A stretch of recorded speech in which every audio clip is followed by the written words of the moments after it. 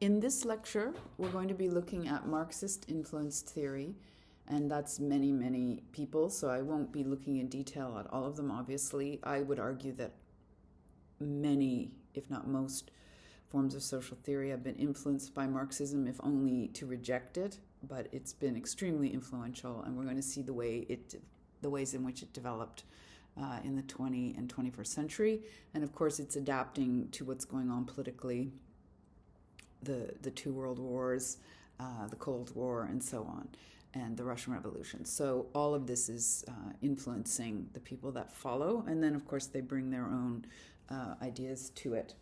So this lecture is basically mapped onto chapter 3 of your textbook, The Debate Over Materialism.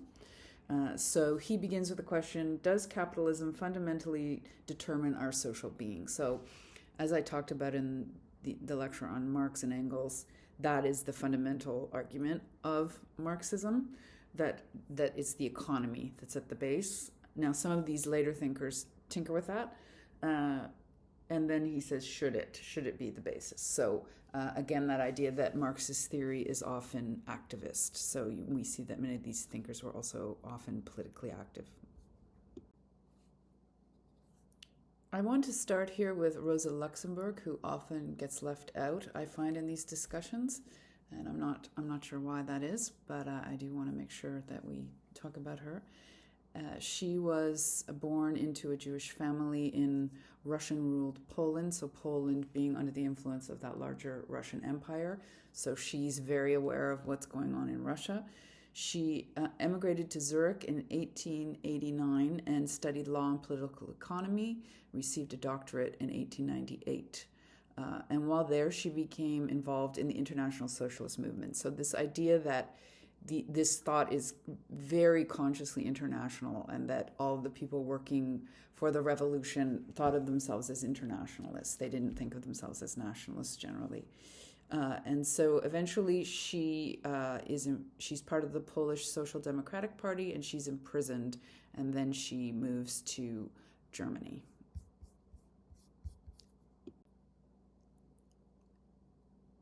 So as I mentioned last time, it was seen by many Marxist-influenced people that Germany would be the site of the revolution. This turns out not to be correct.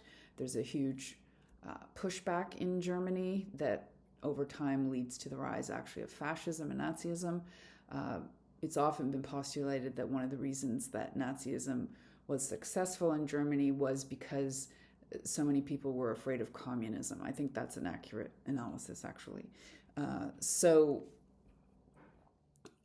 Luxemburg was part of founding the Polish Social Democratic Party, and then she was imprisoned, and then she married to gain citizenship in Germany. As I said, she moved there, and she wrote a number of very influential works. She did clash with some of the ideas of Lenin, who was that primary ideologue in Russia. She was very influenced and inspired by the Russian Revolution, but for instance, she emphasized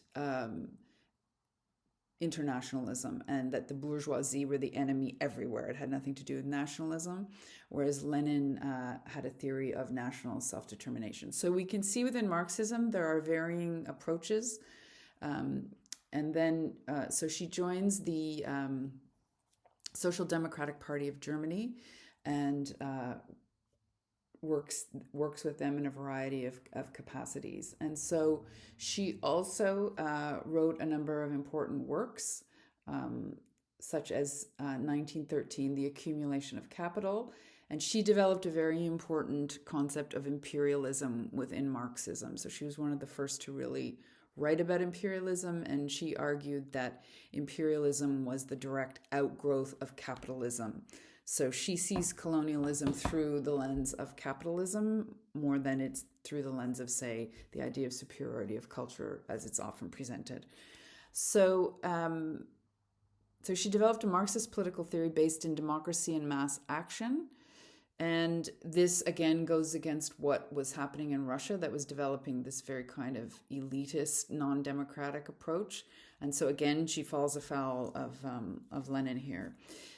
and she was assassinated in 1919 by members of the Freikorps, a conservative paramilitary group. So this, by 1919, again, those dates are very important, and I hope you've all studied enough history to know why 1919 would be important.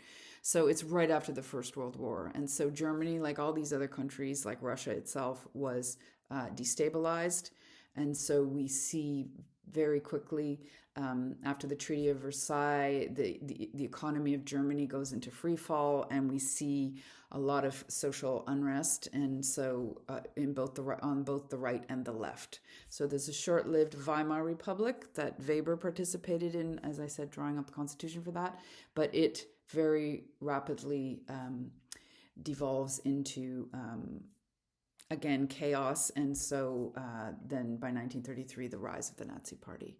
So Luxembourg died very young and violently, and she was committed to the idea of democracy and the revolution, and so she's been a very influential thinker within the larger sort of world of Marxist theory. We turn now to Antonio Gramsci, who was Italian of Albanian background, and he is one of the most, at least in terms of Canadian Marxism, one of the most important Marxist influenced thinkers. And he brings a sort of a totally different cast to the thought. He's less concerned about that kind of economic basis, the way that Marx was. And so he was a social activist, cultural commentator, and organizer. So he was more of a writer and a journalist, as were many of them, as was Karl Marx himself, actually. And so he wrote this book, well, he didn't, it was compiled mostly after his death, called The Prison Notebooks. And this is, without a doubt, one of the most important texts of later Marxist theory. So as with so many of these thinkers, we see this activist engaged element within Gramsci's, and he was actively organizing within the Italian Communist Party, which he helped form in 1921. And there's a famous quote that when he was charged legally, the prosecutor said, "We need to stop this man from thinking for 20 years," which is appalling, but also telling. And I think it's such a kind of corrective to, I think there's a tendency to think, one person can't make a difference. Or so we see the threat that one person is posing to the Italian sort of power structures just by thinking. So he was arrested by the fascist government of Mussolini. So Italy actually becomes fascist before Germany, and it's many of you will know Mussolini comes into power in Italy, and so he's like all the fascists in Spain, Italy, Germany. They're opposed to democracy, but they're also very opposed to communism. So they often go after communist union leaders, so on. So the writings, which became the Prison Notebooks, were smuggled out by his sister-in-law. So there's a very dramatic backstory to all of this, that he's secretly writing in prison. I had a colleague who talked about clutching her Gramsci to her chest, the Prison Notebooks as this kind of triumph over being imprisoned. And so his writings did manage to see the light of day as a result of his sister-in-law smuggling it out from the jail. Gramsci's most influential idea is the theory of hegemony, and this term has come into mainstream discourse, certainly within academia anyway. It's used all the time. People don't necessarily know where it came from, but they'll say hegemonic. And so this has been a very influential idea. So we see that Gramsci is more concerned with culture and sort of the situation that allows for revolution, rather than just focusing on economics. He's looking at culture, he's looking at psychology, and how this all contributes to the ability to liberate oneself.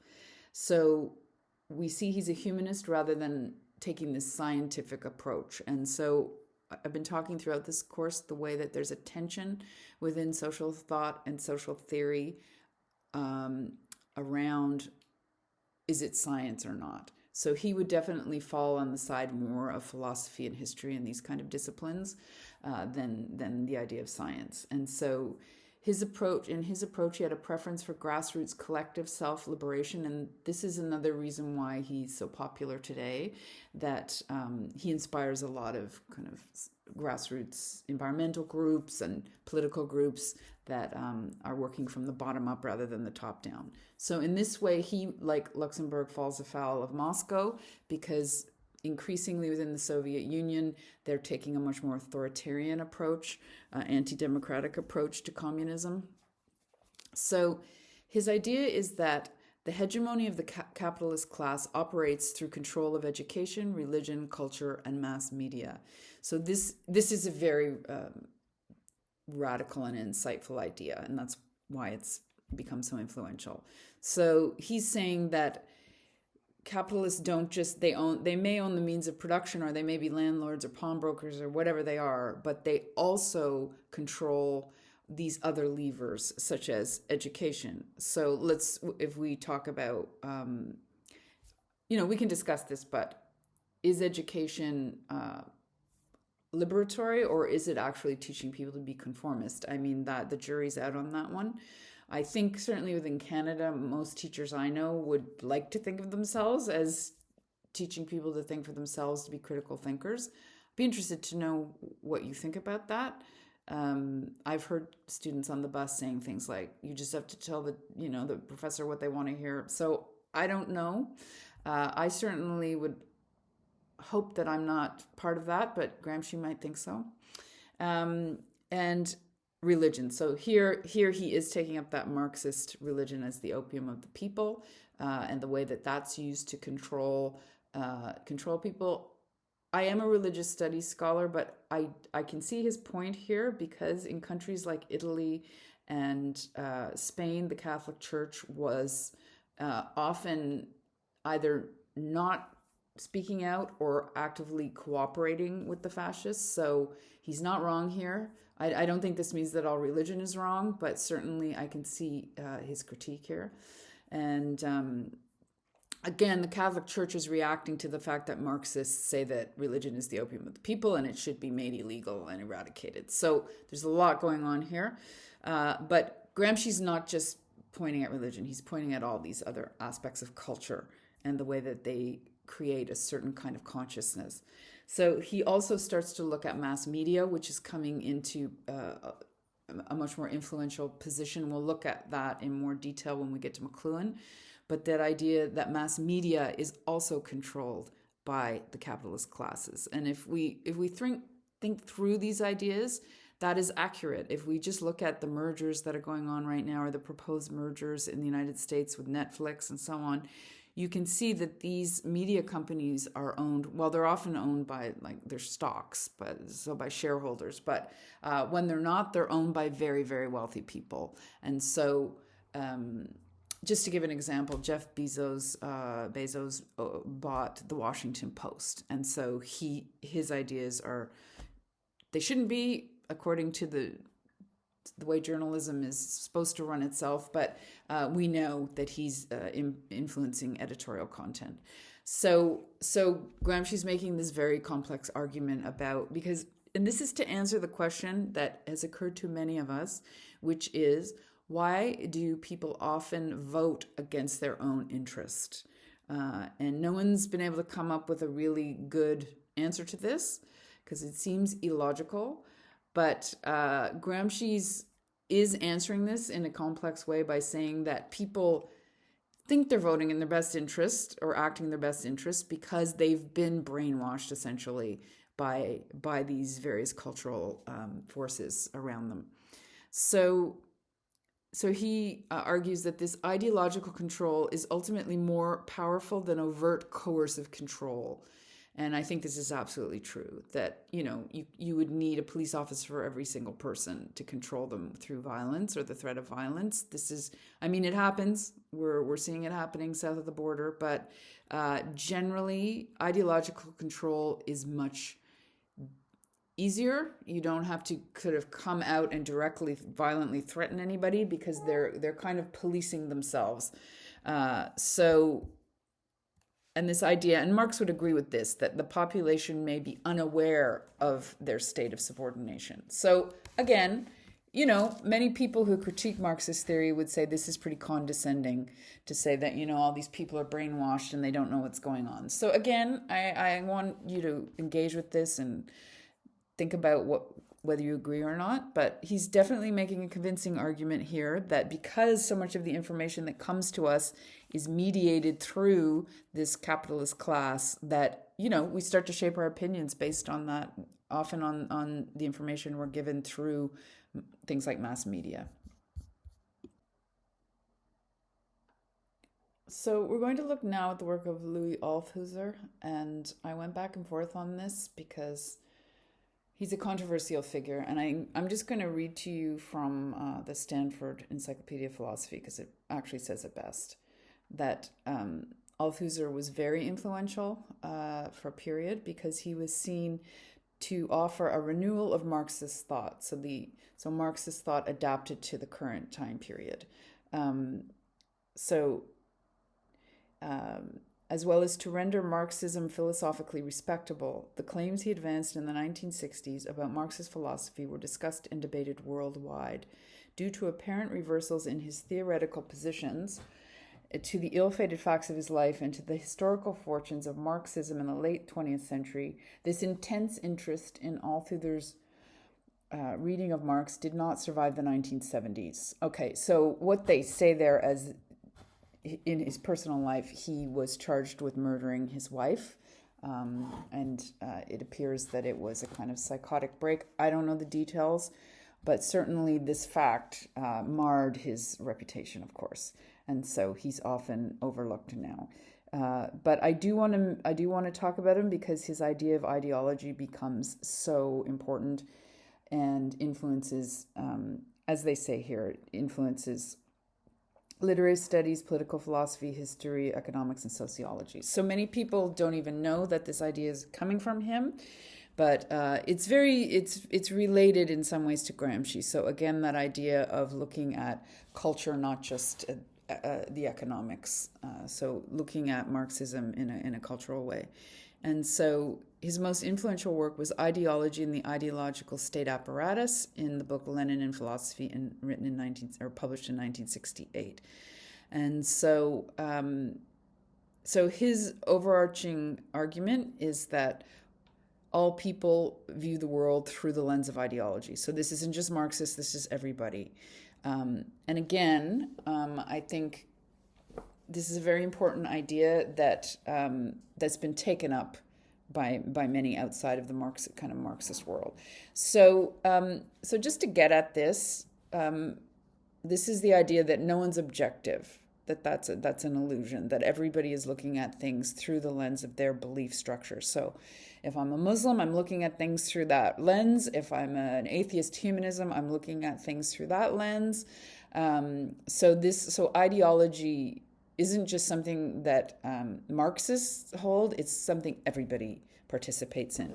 And for the most part, we do it unconsciously. The way we look at things, we think that's just how it is. And I'm sure you have met people like this. They just assume that everybody sees the world the way they do or should see the world the way they do. So he locates control in the military, the courts, and the army, as would any Marxist. So these are the very overt forms that how cultures control their populations. And we know, if we look at Gramsci, the courts were controlling him, put him in prison. So that's very clear and overt. But also the state controls the ideological apparatus. So this is where ideology, most of us develop our ideology as a result of the family, religion, education system, trade unions, mass media.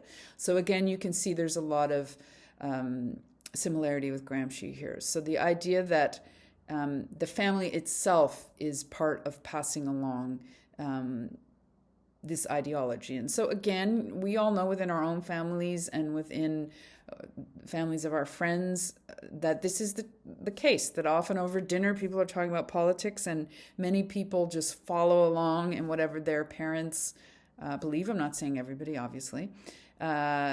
So the family plays an absolute key role, and also in passing along religion. So again, like all Marxists, he's opposed to religion. He doesn't engage at all with the sort of liberative forms of religion, say social gospel theory. He doesn't engage with any of that. He just sees it as negative and part of keeping people in this kind of brainwashed state. He even holds trade unions to this. Usually trade unions get a pass on this, but he includes them. And then again, mass media.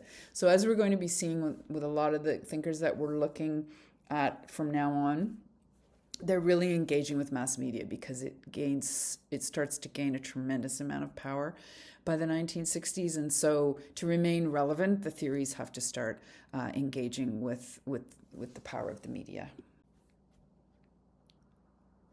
We're turning now to another French thinker who is Jean-Paul Sartre. Many of you will have heard of him or studied him in other courses or in high school. And he was an existentialist philosopher, writer, playwright. And he was he was very influenced by Marxist thought. And again, trying to make it relevant to his time period. He was particularly interested in developing a philosophy of human freedom. And it's one of the reasons he remains popular. In many ways, he is kind of the template of the intellectual, of the public intellectual that many people kind of model on. And we're told that at least 25,000 people attended his funeral when he passed away in 1980 because the public recognized that he was an engaged person. He was active. He was worried about French society and well-being of citizens in France. And so he was taken prisoner of war in World War II, and then he worked for the French resistance. So this clearly contributes to his credibility and his reputation that he put his money where his mouth is throughout his life. He wasn't just writing about these ideas. So he wrote a number of important works that remain, they're read all the time and they're taught all the time. So Nausea in 1938, he's managing to write, right before and during the war. I don't know how he's doing it. The Psychology of the Imagination, Being and Nothingness, No Exit.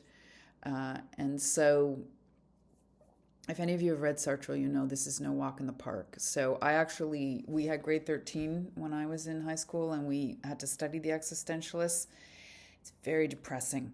But the idea being that there's no higher power, there's nothing there, you have to make your own life. So it is a kind of, as I said, this philosophy of freedom, that you can't blame anybody else, that you have to take your own freedom in your hands. So this is very much what Sartre believes.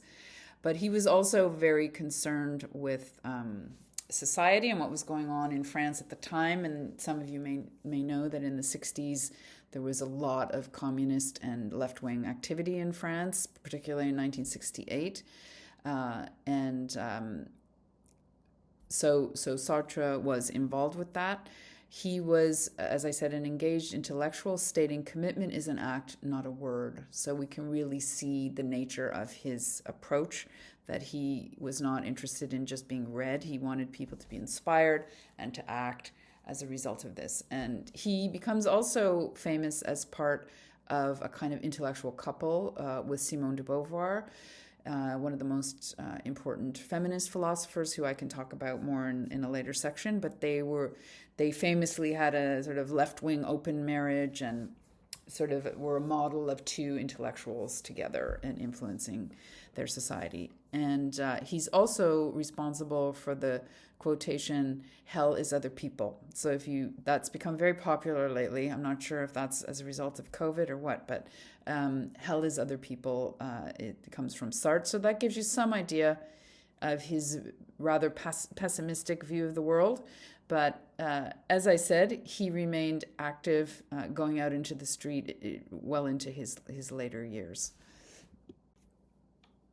We're turning now to the thought of Pierre Bourdieu, and I liked the subtitle used in your textbook, Pierre Bourdieu and the Varieties of Capital. It's very clever, so I took it as a subheading here. And so Pierre Bourdieu, quite different than Sartre in his background, and so he was actually from the working class.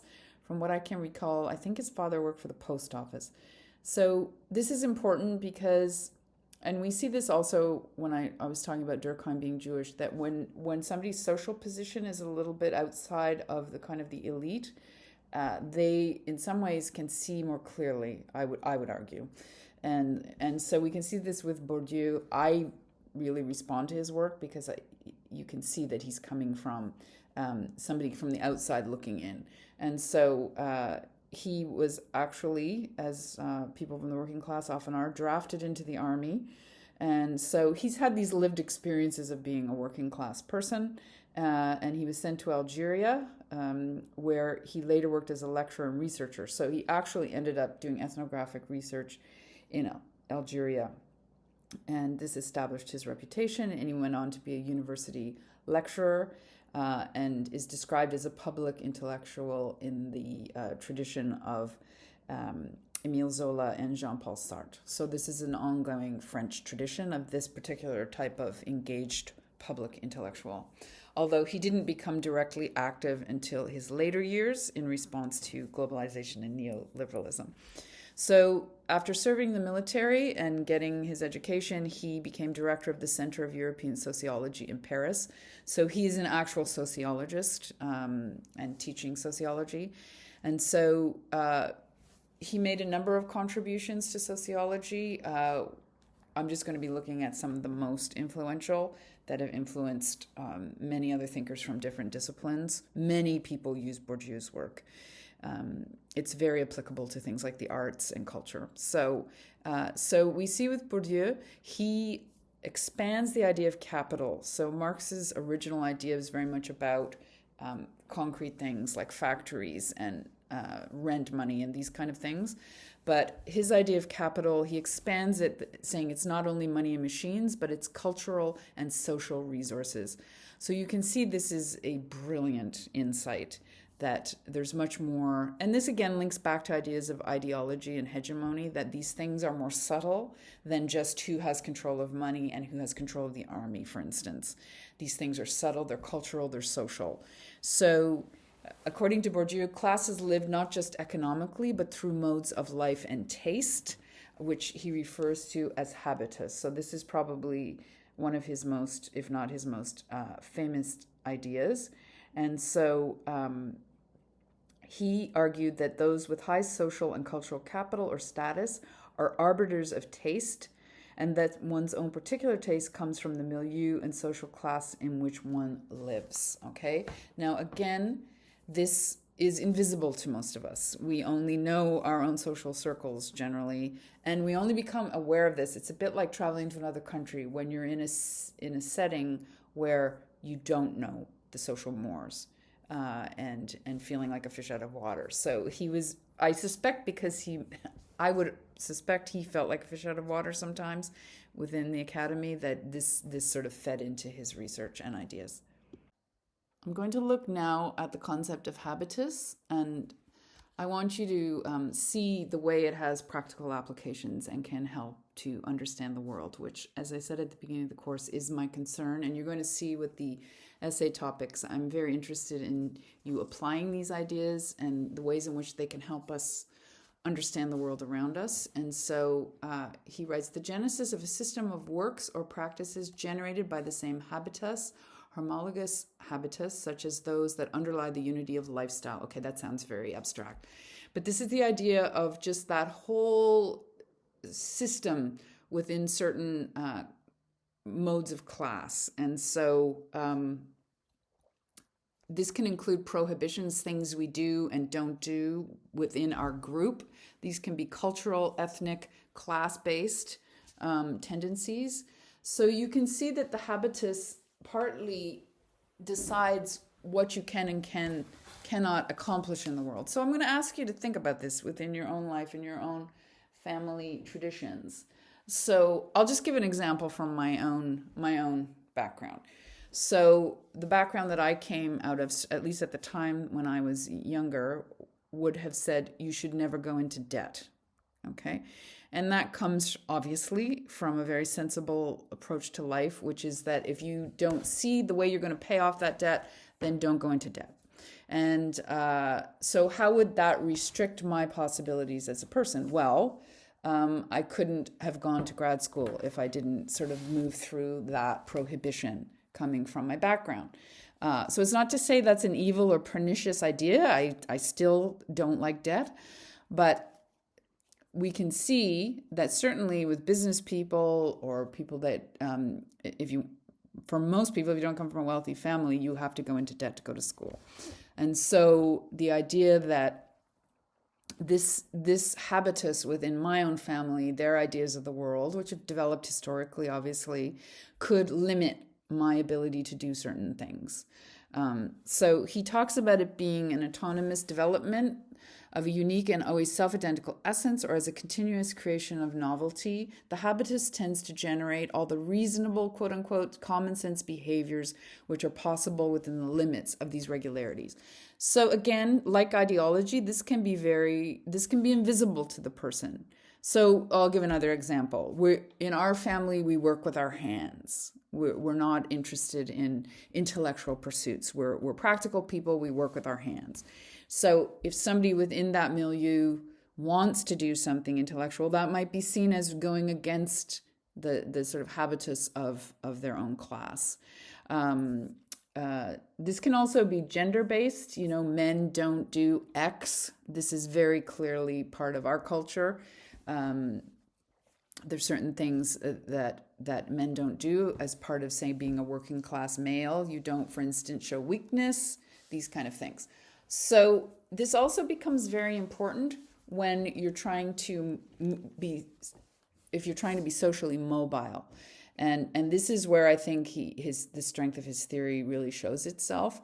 And as I think I've mentioned, it's almost considered in bad taste to talk about class in North America because we live, I don't know if it's still true, but certainly until very recently, we lived within this myth of that we're all middle class. I think this is wearing away because we're getting much more information now about wealth inequality. But up until, I would say, the 2000s, there was really this myth that, we don't have class in Canada, which is not true. And I'll be attaching a document about social mobility to this part of the course. It's very interesting to see what countries have the most social mobility. It's not necessarily what you would expect. And so, for instance, with the American myth of the American dream, social mobility is central to that. But when we look at the actual statistics, social mobility has become more and more limited in the United States, and it certainly differs by region within the United States. And it's true in Canada as well. So this idea of moving between classes is where often you will see the way that habitus becomes very important. Because it's not just that you have money or don't have money. It's that the way those people behave and their expectations of behavior. And I can give examples as we move along. But one of the few pieces of art that really deals with this in the North American context is the movie Working Girl. And I'll see if I can find the trailer to that movie. And I was very struck when I first watched it that the main character is coming from outside of Manhattan. I think she's from one of the islands, like Staten Island or something. So her accent isn't right. She doesn't have that kind of more neutral accent of Manhattan. She also isn't dressing properly. So even though she's brilliant, she's just as good at the job as everybody else. The way she's dressing, her earrings are too big, she's too brash in the interview, and so on. And so it's one of the few films I've seen that's North American that actually looks at class and how it functions. So there's a really great scene where her boss, Sigourney Weaver, is, talking about skiing on the phone, and then she's talking in German, and you can see Tess is just looking at her. And so even though she has all the same abilities as her boss, she's struggling. And so another one, if you're interested, is The Incredible Mr. Ripley, where you see how he starts to impersonate. I mean, it's very sinister, that movie, but he starts to impersonate somebody from the upper classes. But he's constantly getting caught out on little things because, for instance, he doesn't know about sailing or he doesn't know about skiing. So these are these kind of subtle markers of class and caste that have nothing to do specifically with cash in the bank. I wanted to offer what I hope is a relatable sort of example of this as a way to get at what can seem a bit complicated, which is I'm calling it the aspirational kitchen. And when I I have felt the pressure of the aspirational kitchen. And when I looked it up, I typed into Google Nancy Meyers kitchen. And so some of you may or may know the Nancy Meyers movies are often about upper middle class people in the United States who have unbelievably beautiful, huge houses with huge kitchens that don't bear any relationship to anybody's house or almost nobody's house. And so let's look at this for a moment. So this is one of the ways we talked a little bit already about mass media. How do these ideas come into the mainstream? And so we're watching movies like Nancy Meyers movies. And so that's going into our minds as, certainly when I look at it, I'm like, wow, I like a kitchen like that. So yeah, so they become sort of the model of what we all want our kitchen to look like. But what this is actually the kitchen of a very wealthy upper class person. And so we can see the ways that Bourdieu would argue that this is setting the tone for what's acceptable. And so I'll just give an example. So if I'm an up-and-coming person in finance and I'm having people over for dinner, I will feel the pressure to have a nice-looking kitchen that looks like something out of the design magazines. And I'm somebody who buys these things, so I'm not saying I'm outside of this. I have so far resisted the temptation to spend $40,000 to $80,000 on a kitchen, but again, that's my background coming through. But certainly I know people who have. It's very, very expensive to do it. You're probably too young to know, but very expensive to create a kitchen that looks like this. And so just to follow with that, so if I'm having my friends over, they're all in finance, they're all ambitious, they're trying to get ahead. Having this kitchen is signaling that I am part of that world, that I'm affluent, that I'm successful. And so there's no doubt that probably will make a difference, that maybe that person that I work with will put me forward for a job or whatever. I'm not saying people are thinking this concretely in their head, but certainly this is put to us in a variety of television shows, newspapers, magazines, online, all of these things that that this is what we should aspire to. And obviously, in order to aspire to this, you need to have a lot of money. And there's always letters to the editor in a lot of these design magazines saying, can you please, offer something affordable? And they never do, because it's part of this basically sort of spreading the ideas of of good taste, and good taste, as Bourdieu would argue, is coming from the upper middle class or the wealthy. So as I said earlier, it's pretty clear to me that Bourdieu has experienced this in his journey of social mobility. And so he's able to see this, that there are these much more subtle signals of being from the bourgeois or the upper classes that you need to master to be successful in those worlds. And so he develops these different forms of capital. So he's really expanding from what Marx's original argument was. So he's not disputing there's economic capital, so money, property, items that could be transformed into money. So obviously having access to this is very important. He's not disputing that, but he's saying there are other forms of capital that are also almost equally important. So he includes social capital, so connections to networks, family, social clubs, alumni of elite schools, aristocracy. So this is the idea of, I'm sure you've all heard of it, it's not what you know, it's who you know. I would argue it's both, of course. But to have access to networks is vital to success in most countries. And I've known many people who would say that the jobs they got were because people put them forward or alerted them to a job or so on. Many of you will know if you're applying for jobs online, it's a very difficult way to get a job because you're just in there with a pool of thousands, right? So your networks will help you. And so these networks can come from family. That's often where they come from. So your father or mother knows somebody in the system you're working in. Say you're a lawyer, knows somebody who's looking for somebody. So these networks directly impact your chances of getting a good job. And even I'll give an example from when I was TAing. There was a student who was accused of plagiarism, and it wasn't my student, but it's somebody I know, and came to the meeting with their family lawyer. So you can see that ability is going to, it has a direct impact. And so you have access to these people, to sort of protection. Social clubs, this is important too, going to, say, play squash with people or golf. We know this can be very important within networks. It's probably less obvious in the Canadian setting. Certainly in the English setting, it's clear there are closed social clubs that only certain people can belong to, literally.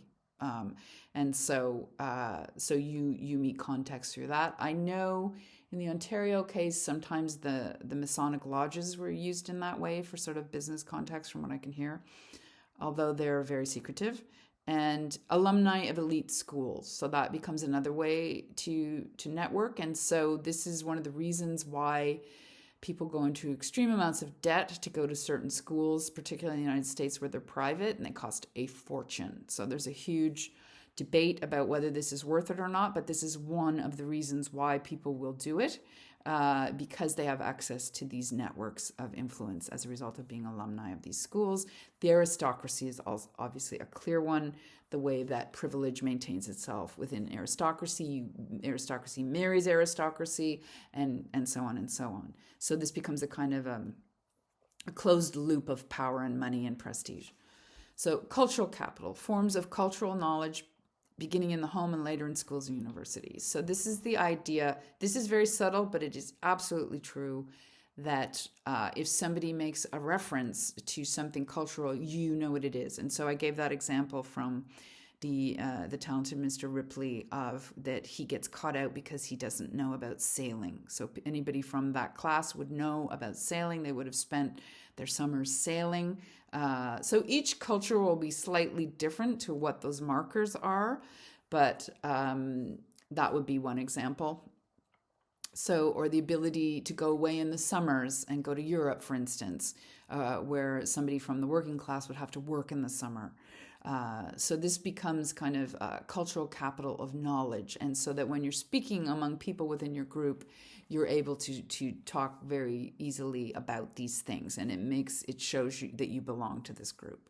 Symbolic capital is similar. So to Gramsci's idea of hegemony, so overarching cultural forms underpinning the upper classes. So these are all very complex ideas. So, as concrete as knowing what fork to use, knowing how to dress, knowing how to present yourself, knowing how to speak. These are all very, very important parts of it. The symbolic capital, it might be something like somebody refers to a very famous piece of art or literature, and you know immediately what it is and you can talk about it.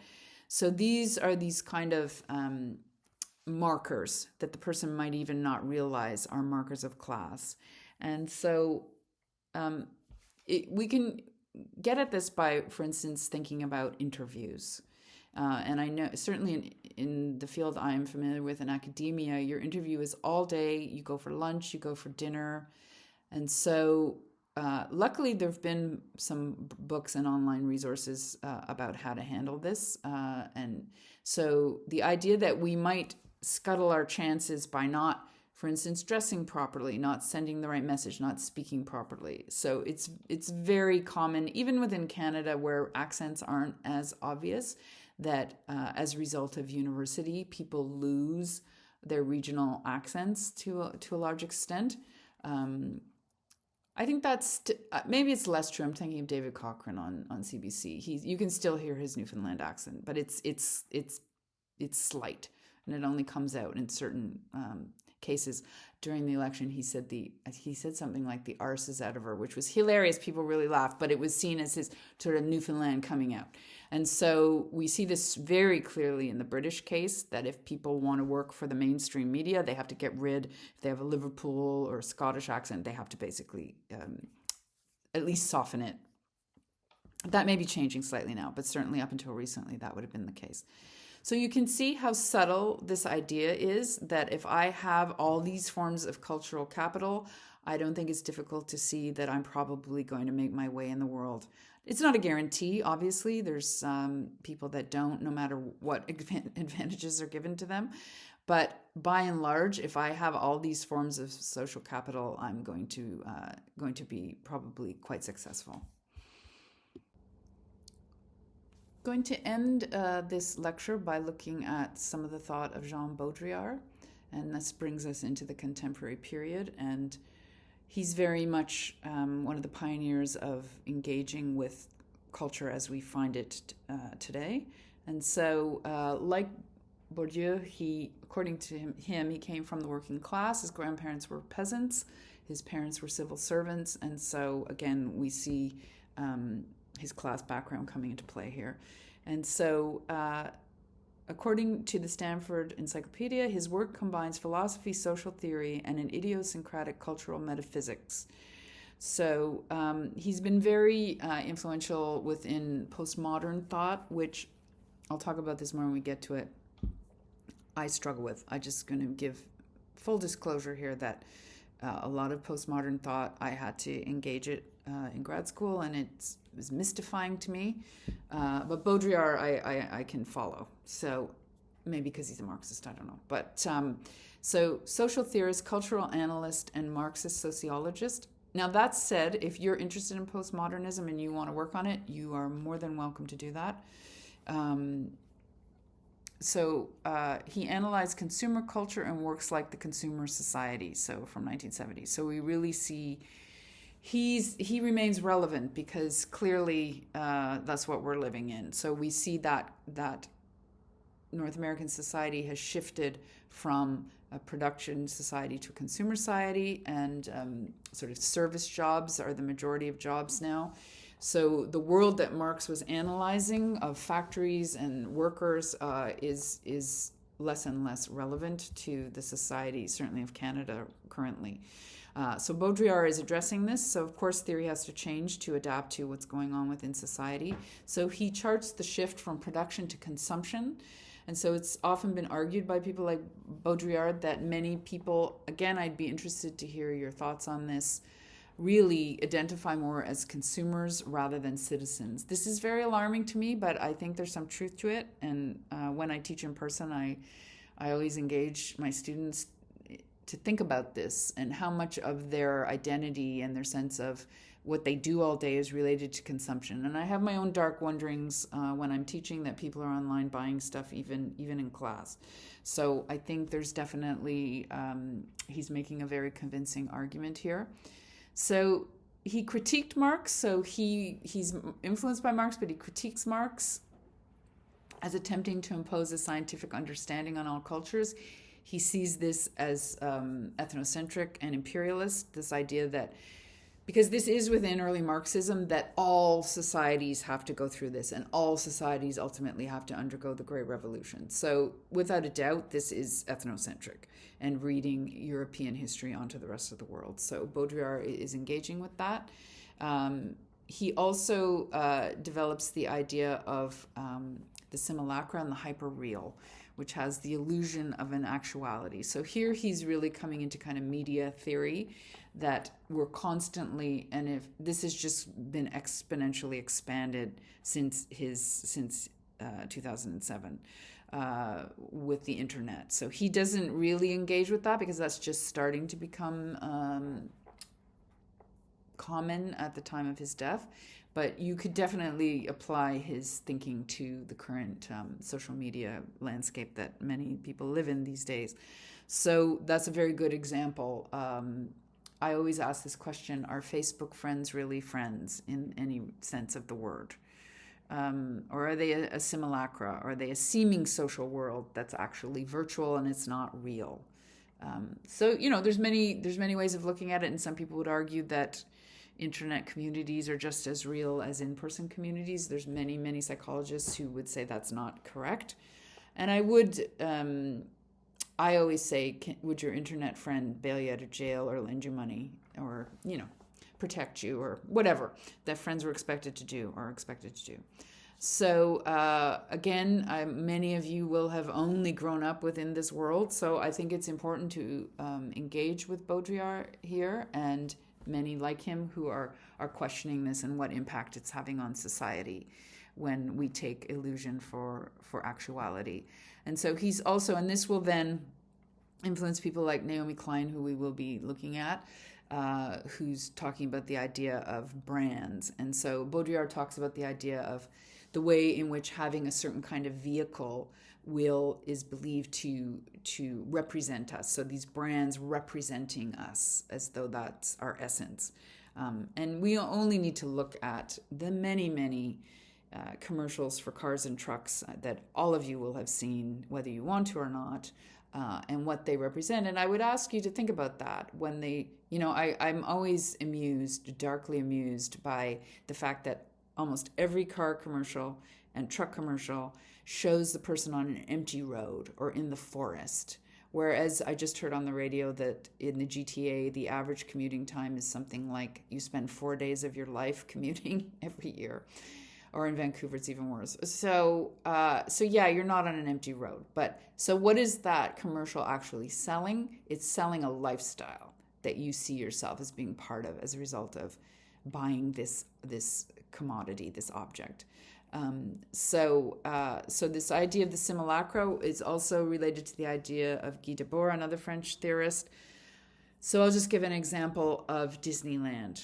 That's very beloved by many people. So the idea, Disneyland is very puzzling. And it's the idea of what is it even simulating? Is it simulating? It's simulating. If we look at the processions, and I talk about this in my ritual course, it's simulating community. It's simulating Main Street, quote unquote, Main Street USA, but it's really nowhere. So Mann goes to town with this, the idea of it being nowhere, no real place. It's a simulacra of a place. And it's interesting to think of why people find that appealing, and what about that is appealing. So I'd be interested again to hear your thoughts if you want to work on that. So I want to end here by bringing us right into the present, into the world of the YouTube influencer, which of course didn't exist at the time of Baudrillard. He would have had a field day with it. So I think we can take his theories and apply it here. So you don't see the North American as consumer more clearly than in certain types of influencers. Now, there are many very interesting influencers online. I'm not saying there aren't, but there are a lot of these other ones that just basically prove Baudrillard's theories. So these are just pure consumers, and it's what all they're talking about. And so just sort of pure unalloyed illustration of this from my point of view is the haul video, which I came across a few years ago and was just shocked by. And so you're probably familiar with this, maybe you're not, but this idea that people just buy a bunch of things and then unpack them on video. Really, truly, someone needs to explain this to me, why you'd want to spend your time watching somebody else unpack a bunch of things. But it's very popular, or it was. Now, these things go in and out of fashion, and this is the other part of the internet world. Obviously, it's very fleeting, it's very ephemeral. But certainly, and I will be talking about the backlash against this and things like minimalism. Some of the YouTube influencers I find most interesting are the minimalists, so we can talk about that. But so this idea of different kinds of purses. I think one's called the Birkin bag or something like that. And so we are all supposed to, at least if you're female and of a certain age, you're supposed to really want this. And they're very, very expensive. So again, this relates back to Bourdieu, that by carrying this purse, you're signaling that you are part of this crowd that's upper class and in the know and hip and so on. Because certainly within the North American context, being hip and fashionable is also a form of social capital. So if you can't kind of get onto that bandwagon, you immediately put yourself outside of sort of, and this could influence your job prospects if you completely opt out of it. So I'd be interested to know what you think about this. why this is appealing, why these people, so many people watch these videos. And we will be, as I said, looking at the work of Klein and the idea of brands, and that, and it could well be that with the decline of religion, this becomes sort of a badge of identity. But certainly it has a kind of sinister underbelly, as we know, with overconsumption, fast fashion, and all of these things that are really being looked at now, and their impacts, for instance, on people's pocketbooks, and also the impact on the environment.